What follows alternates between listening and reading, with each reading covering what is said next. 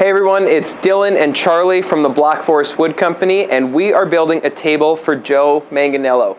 He's actually going to use this as his Dungeons and Dragons table. He has a celebrity group that comes and plays on this table, and it's going to go in his man cave and be used for that. So we've got an incredible piece of Bastogne walnut, over 255 liters of resin, and we're going to show you our full process of how we got to this point. So thank you guys for choosing to click on our videos every week. The support means a lot. And if you can, leave a like, leave a comment. All that really helps us out.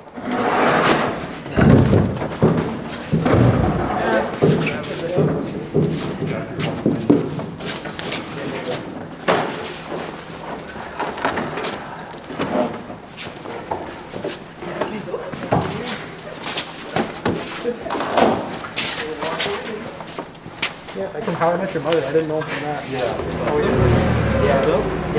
I don't know all the famous people we've done stuff for. I'm guessing he's probably near the top of the list when it comes to famous people that we've done tables for. We've got a giant slab of Bastogne walnut we're working on. This limb here is about 12 feet long, and the table itself is going to end up being about 6 feet wide. So it's a beast. It's big.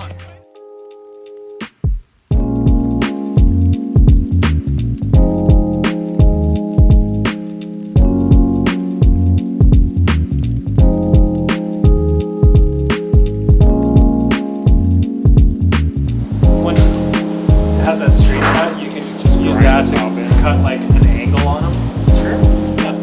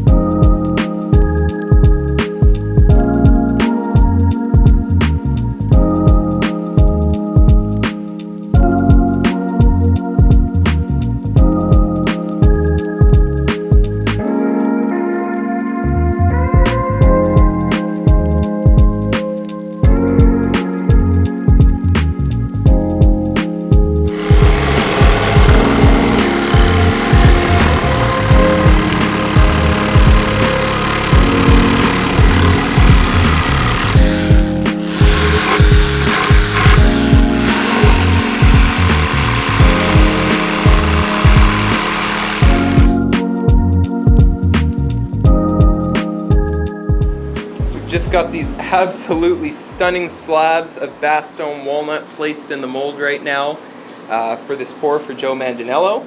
So this is actually going to be his Dungeons and Dragons table that he's going to play on. It's 12 feet long, almost 6 feet wide, so this thing is a beast. And today we're just going to be pouring the base layer. So this is going to be a midnight blue base layer on this piece, and then we're going to be pouring clear over top just so we maintain all the detail in the wood. That color looks so awesome here. Once these Bastogne slabs actually get finished, they're gonna look so rich, nice, beautiful dark brown out of them. So this'll look awesome. There's, I think, 3 different colors in here.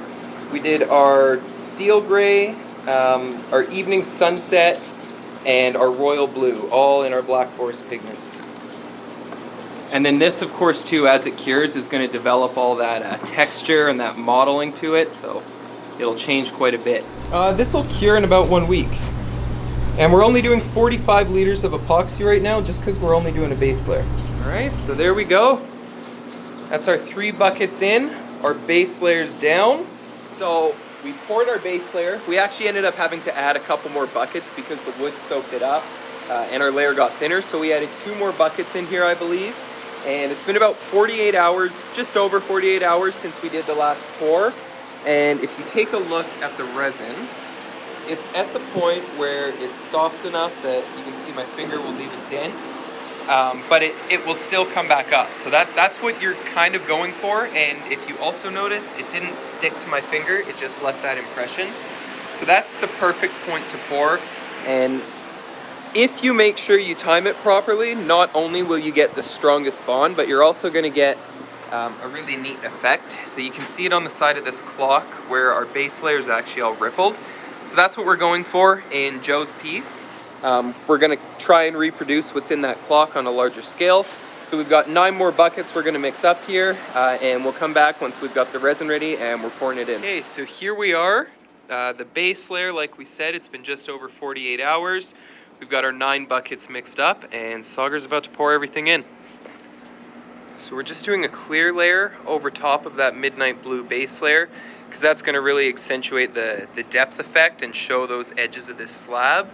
And it should also highlight all that really awesome swirls and figuring we have in the epoxy layer below.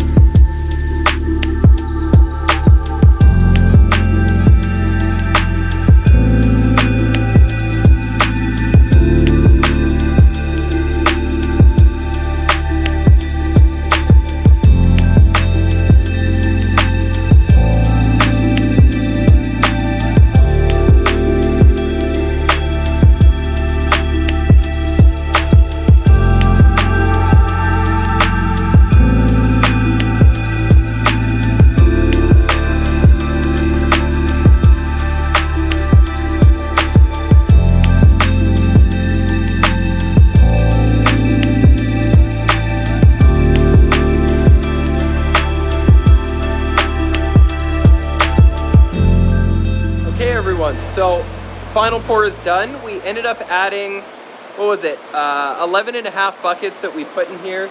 So this will sit in here and cure for 1 week, and then it will be on to the final sizing, sanding, and then we will be sending this one to Jekko to get sprayed with polyurethane, and we're definitely going to make sure we head over there to get a video. So we will see you guys when we're ready to demold this piece. So I hope you guys enjoyed seeing that pour.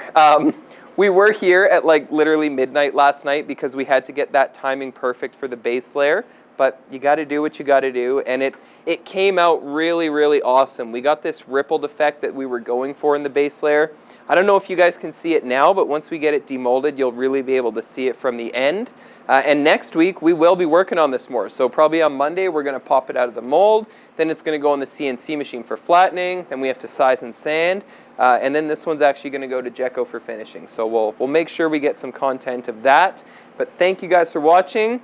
If you feel like this earned a subscription, a like, or a comment, please leave some of those below. And I should mention too that Charlie's picked up woodworking. He found this piece. It's actually salvaged. He got it outside. It was deadfall, so you know he's not cutting any living trees down. It's a nice salvaged piece of something, and it's his. He carries it around with him now, and he's just kind of deciding on what his first project's going to be. So let Charlie know what you want to see him make. What? You want it?